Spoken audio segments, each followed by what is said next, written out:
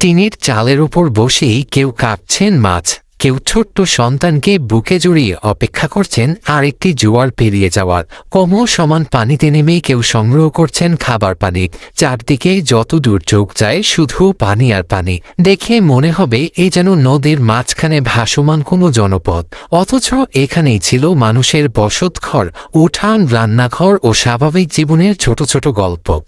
আমি থাকতে পারিনি, ঠিক মতন খাবার খাইতে পারিনি, কিছু নেই। আর স্বামী অতি কষ্টের মধ্যে আছি। কেউ এখানে দেখতে হয় না, চাইতে হয় না। বুকে জেগে ওঠা দ্বীপ উপজেলা মনপুরা প্রকৃতির অপরূপ সৌন্দর্যের পাশাপাশি এখানকার মানুষের নিত্য সঙ্গী নদী ভাঙন, জোয়ার আর প্রাকৃতিক দুর্যোগ। এবার নতুন বেড়িবাঁধ নির্মাণের কাজ চলাকালে পুরনো বাঁধ কেটে ফেলায় জোয়ারের পানি প্লাবিত হয়েছে মনপুরা উপজেলার ১ নম্বর মনপুরা ইউনিয়নের ৮ নম্বর ওয়ার্ডের বেড়িবাঁধের বাইরের কয়েকটি গুচ্ছ গ্রাম। পানিবন্দী হয়ে চরম দুর্ভোগে দিন কাটাচ্ছে অন্তত ৬০টি পরিবার। প্রতিটি জোয়ারের সঙ্গে পানি ঢুকে পড়ছে বসত ঘরে।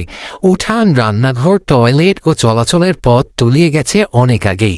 কোথাও বিছানা ভিজে পানিতে ডুবে আছে, কোথাও চুলায় আগুন জ্বলছে না দিনের পর দিন। শুকনো জায়গার অভাবে পরিবারের সদস্যদের অনেকেই আশ্রয় নিয়েছেন ঘরের টিনের চালে। নতুন বেড়ি ডাল লাগিয়া পুরান বেড়ির থেকে মাটি নতুন বেড়িত নিছে।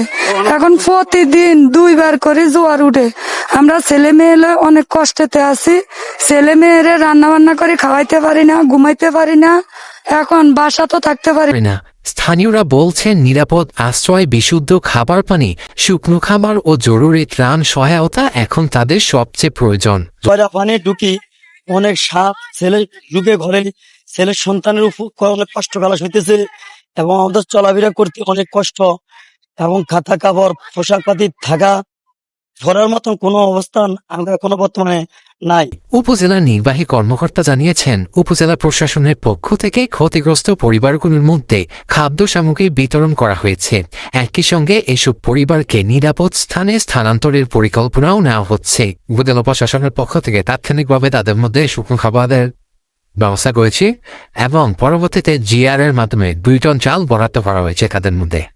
এবং যেহেতু ঘরগুলা বেড়ির বাইরে, নতুন বেড়িবাঁধের বাইরে, সেহেতু আমরা চেষ্টা করতেছি তাদেরকে কিভাবে নতুন বেড়ির ভিতরে আমরা নিয়ে আসা যায়। মেঘনার জোয়ার এখানে শুধু পানি নিয়ে আসে না, সঙ্গে নিয়ে আসে অনিশ্চয়তার দীর্ঘ ছায়া।